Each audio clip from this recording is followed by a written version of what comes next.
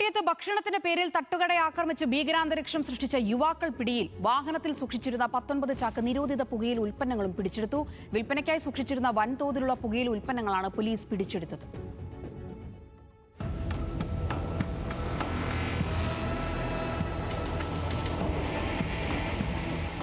കഴിഞ്ഞ ചൊവ്വാഴ്ച രാത്രി 8 മണിയോടെയാണ് തടത്തിൽ ജംഗ്ഷന് സമീപമുള്ള തട്ടുകടയിൽ പ്രതികൾ ഭക്ഷണം കഴിക്കാനായി എത്തിയത്. കഴിച്ചു കഴിഞ്ഞതിനു പിന്നാലെ ഭക്ഷണത്തിന്റെ പേരിൽ തന്നെ തട്ടുകട ജീവനക്കാരനെയും സമീപത്തു നിന്നിരുന്ന ആളുകളെയും യുവാക്കൾ ആക്രമിച്ചു. തടയാൻ ശ്രമിച്ചവരെ കയ്യിൽ കരുതിയ കത്തികൊണ്ടും കമ്പിവടി കൊണ്ടും ആക്രമിച്ച് പരിക്കേൽപ്പിച്ചു. അക്രമ സംഭവങ്ങൾ ഫോണിൽ ചിത്രീകരിച്ചുവെന്നാരോപിച്ച് സംഭവ സ്ഥലത്തുണ്ടായിരുന്ന ആളുടെ ഫോൺ തകർത്ത് അയാളെയും മർദ്ദിച്ചു.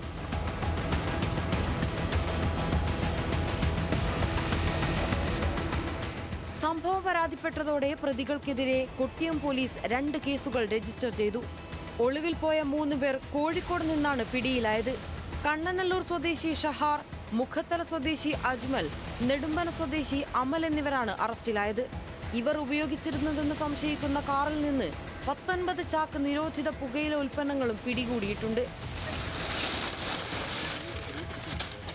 ഇലക്ഷൻ്റെ തൊട്ട് പിറ്റേന്ന്, അതായത് വെള്ളിയാഴ്ച രാവിലെ മുതൽ ഈ വാഹനം ഈ പ്രോപ്പർട്ടിയിൽ കാണുന്നു. ഇതിപ്പോൾ എൻ്റെ ഒരു ബന്ധുവിൻ്റെ പ്രോപ്പർട്ടിയാണ്. അവൻ കോഴിക്കോട് എയർപോർട്ടിൽ വർക്ക് ചെയ്യുക. അപ്പോൾ ഇന്നലെ രാത്രി എന്നെ വിളിച്ച് ഇതൊന്ന് എന്താണെന്ന് തിരക്കാൻ പറഞ്ഞു. അങ്ങനെ ഞാനിത് വന്നപ്പോൾ ഈ വണ്ടി ഇങ്ങനെ കിടക്കുന്ന 4 ദിവസമായി. ഈ പരിസരത്തുള്ളവരൊന്നും അല്ല. അങ്ങനെ ഞാൻ കണ്ണനല്ലൂർ പോലീസിൽ അറിയിച്ചു.